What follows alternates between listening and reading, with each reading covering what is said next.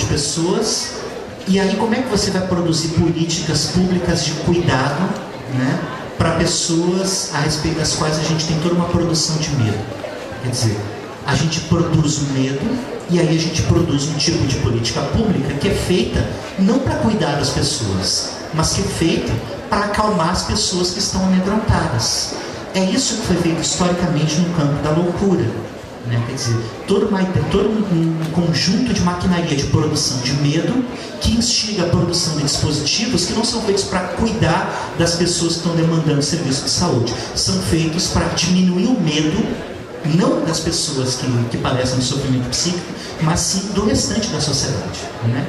O que é mais apavorante nisso tudo é perceber que quando a gente fala desse tipo de maquinaria de produção de medo e desse tipo de política construída para o controle do medo e para dar conta desse medo, para acalmar as pessoas com relação a esse medo, quando a gente fala disso associado à história da loucura, isso tudo parece muito claro para todos nós, né?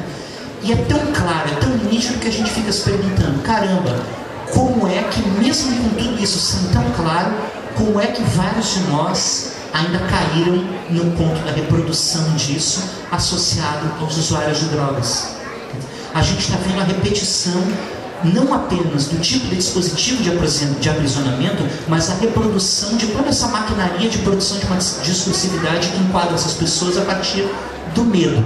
Quer dizer, a gente produz a partir dessas imagens, das quais, eu repito isso, a campanha da RBS é apenas uma, né? É apenas uma, a gente tem toda uma reprodução disso, e eu insisto, não apenas da parte de grupos da iniciativa privada, como a campanha da RBS, mas mesmo nas próprias campanhas de prevenção do Ministério da Saúde, que trabalhavam uma frase crack mata, né? O mesmo tipo de discursividade, por exemplo, que o próprio Ministério da Saúde não aceitaria utilizar no caso das campanhas de prevenção à AIDS.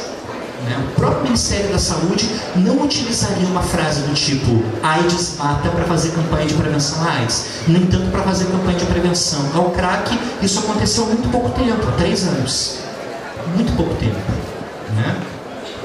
Não é na época lá do governo militar, não é na época do governo Collor, né? São os nossos próprios parceiros aí, né? Camaradas de vários de nós produzindo um tipo de discursividade que lá nas campanhas de AIDS, se alguém fizesse isso, o movimento social derrubava o coordenador nacional de AIDS. É uma pena que nós no campo das drogas ainda não temos essa força, né, Zé? Quem sabe daqui a pouco a gente passe a ter, né? Mas então é isso, quer dizer, a gente tem uma maquinaria de produção de medo, aí se associa a essa maquinaria de produção de medo, né, a imagem do usuário de crack como zumbi, a noção da epidemia de crack. E quando a gente associa essa figura do usuário de crack apresentada como uma figura do zumbi à noção de epidemia, o que nós temos? Uma epidemia de zumbis. Nós temos uma multiplicação desse dispositivo de produção de medo por 1000, por milhões, por milhares, enfim, é a própria noção de horda, né? A gente tem aí todo um conjunto, né? E é impressionante que isso aconteça justamente num momento histórico, onde no campo aí da produção cultural, associado ao universo dos filmes de terror, a gente tem todo um resgate aí dos filmes de zumbis e tudo mais, né? Então na moda de novo, é muito curioso isso. Mas então eu concluo, na verdade, essa minha fala fazendo essa ponte, então, né? O quanto a gente precisa tornar senso comum na área das drogas, isso que para nós, me parece, a gente já consegue fazer no campo da loucura, quer dizer, superar esses mecanismos de produção do medo e parar de produzir políticas públicas que tenham como principal objetivo acalmar as pessoas amedrontadas.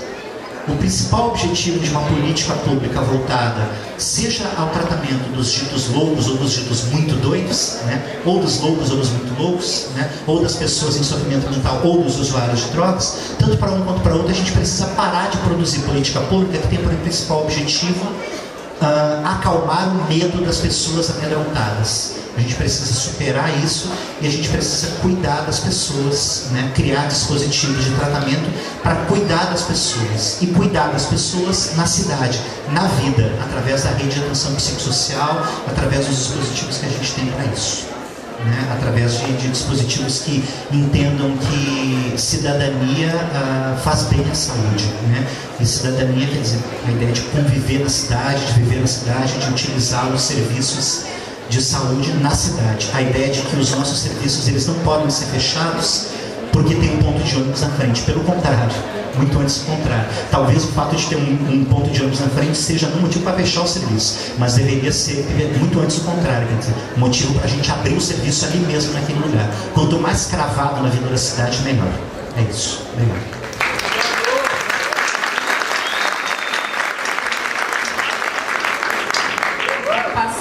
Obrigada, Denis. Eu vou passar aqui para a Simônia, que vai estar falando sobre atenção residencial de caráter transitório, trazendo a experiência, então, da Casa de Acolhimento Transitório do município de Bagé. Boa tarde a todos.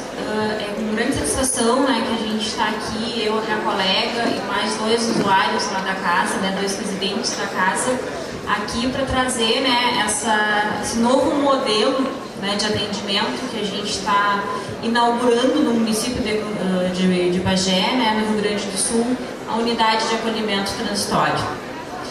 A gente está com a unidade assim, aberta desde julho, né, do ano passado, então agora está fazendo 10 meses de unidade.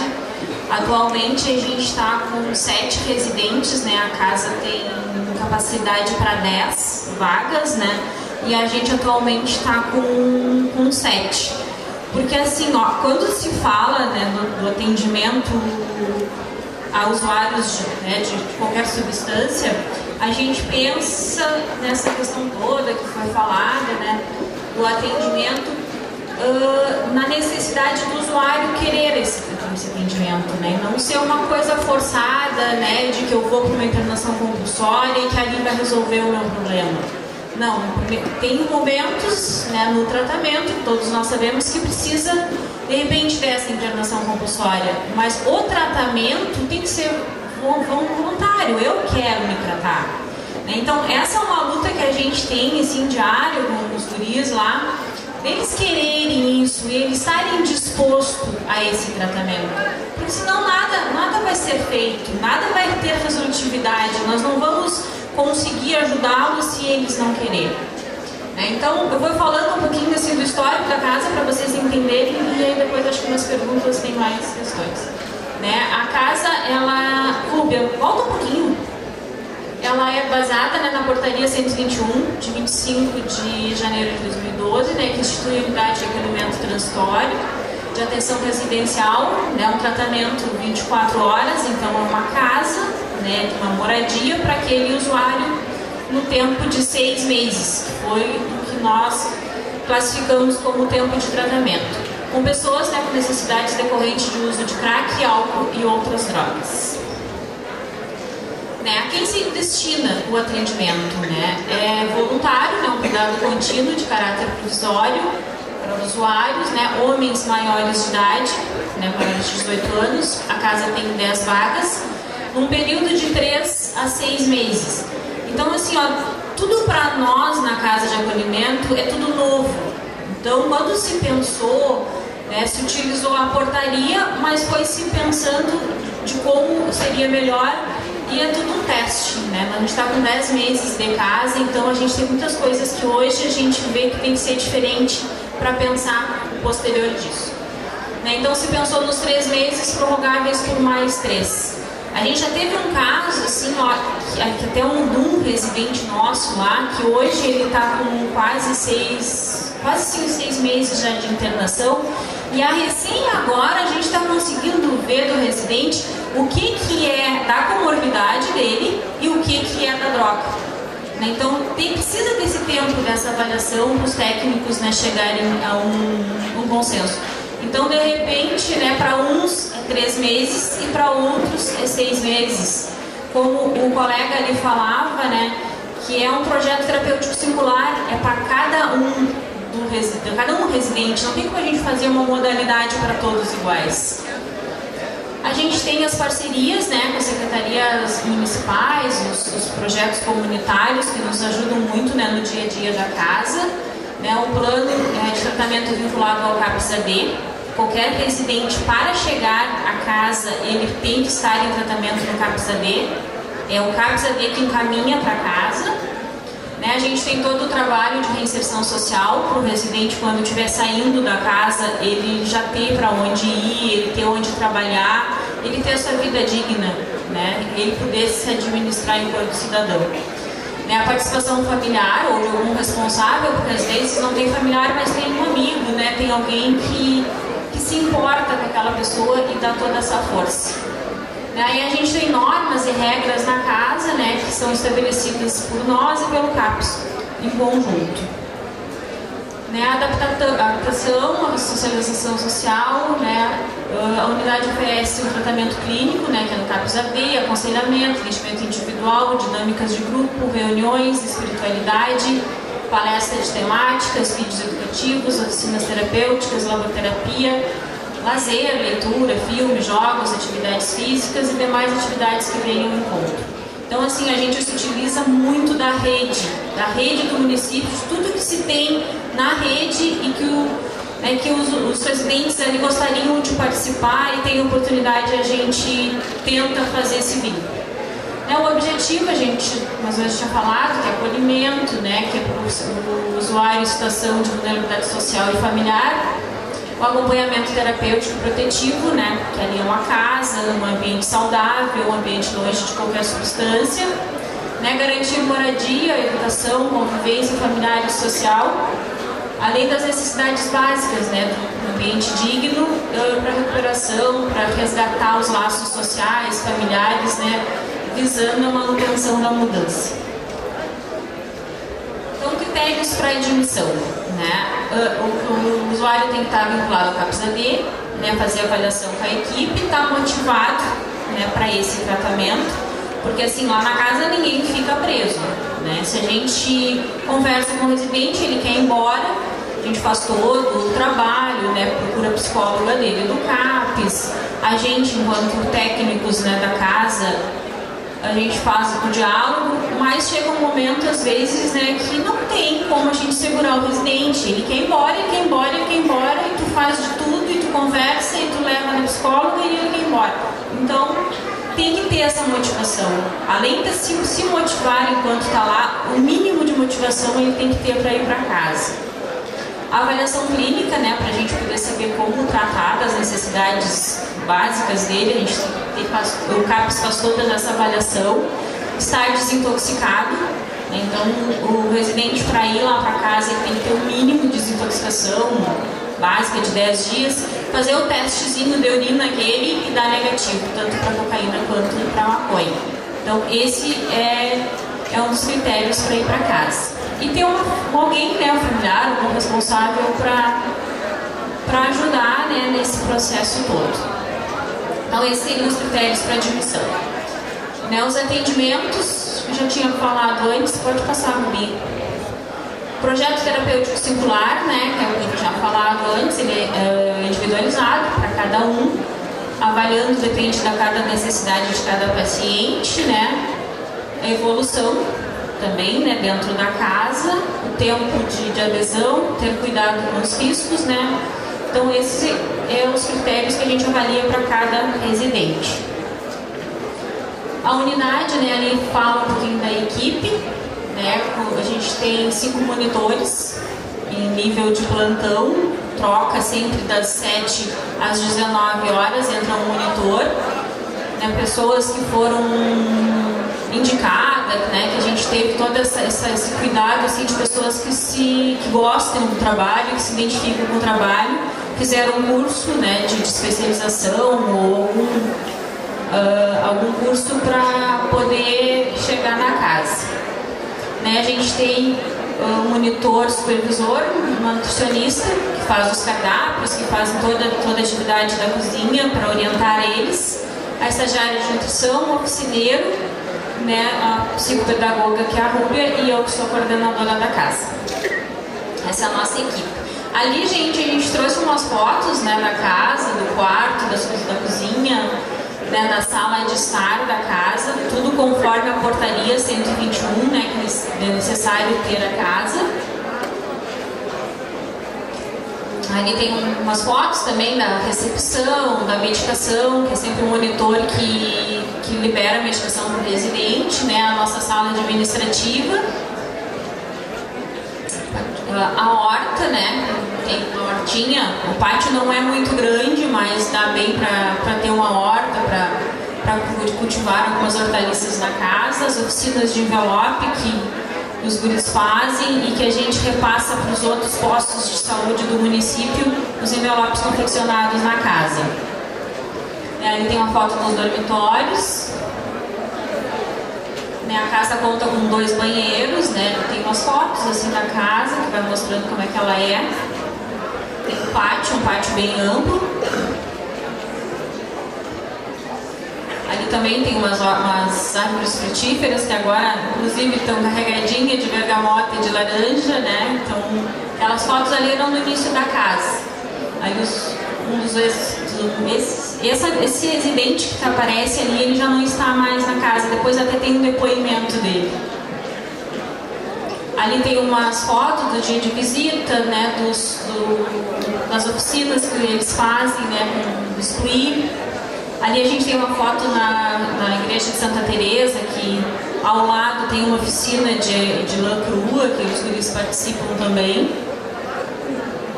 Churrasco, né? A gente, às vezes em datas comemorativas, ou algum deles ganha alguma coisa e resolve fazer um churrasco, a gente se junta todo mundo e cada um dá alguma coisa, né? E faz aquele momento de confraternização. Academia, o município conta com uma academia pública, né? Então 2 vezes por semana eles vão na academia. Ali foi um evento que teve, que era dia de bandas, e aí teve apresentações, a gente passou a tarde inteira nesse parque que tem, que é de Santa Teresa, lá em Bagé, e a gente passou a tarde toda lá. Ali outra foto de churrasco, teve bastante churrasco durante esses 10 meses de casa. Acho que teve uns 3 no mínimo, uns 3 ou 4. Ali foi o carnaval, que é também nessa vila de Santa Teresa, que é um lugar muito legal. Quando forem a Bagé, vocês não deixem de ir, que é bem legal. Né? Tem o Carnaval de Santa Teresa, então antes do Carnaval tem uns dias, e aí é só Carnaval bem a moda antiga, assim, né? Os guris adoraram esse tava. A gente foi 2 noites, estava bem legal.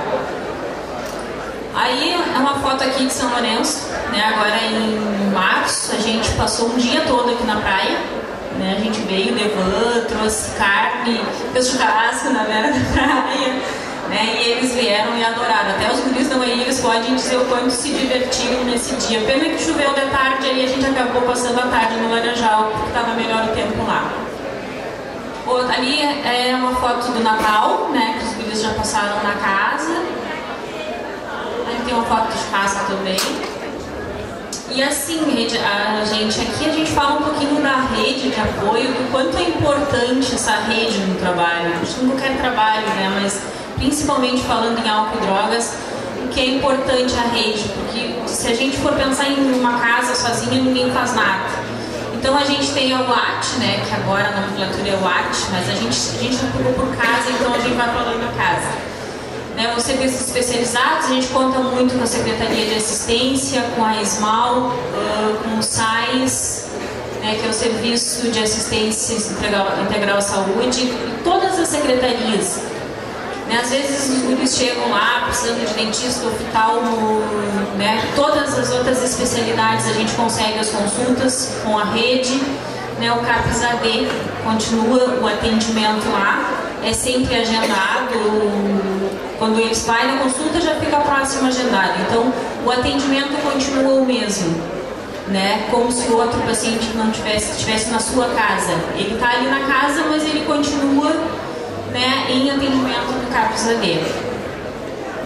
Os ESFs, né, é importante assim, essa parceria para a gente já fazer o link depois que o residente sair da casa, e enquanto está na casa também, porque uma consulta às vezes clínica, a gente encaminha para o posto do bairro.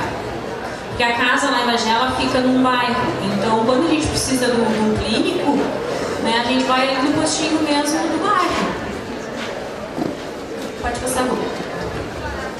Então, assim, o processo de reinserção social, né, a gente está nesse processo iniciando ele, assim, muita coisa ainda a construir, muitas parcerias a gente conseguir, que por enquanto a gente está contando, assim, com aquelas pessoas que mais se identificam com o serviço, a gente vai atrás, né, às vezes algum amigo, alguma empresa que a gente sabe Como eu trabalhei já há 4 anos no Capus AD, então a gente sabe muitas pessoas que gostariam de ajudar ao serviço. Então, oferece a vaga, né, para o serviço.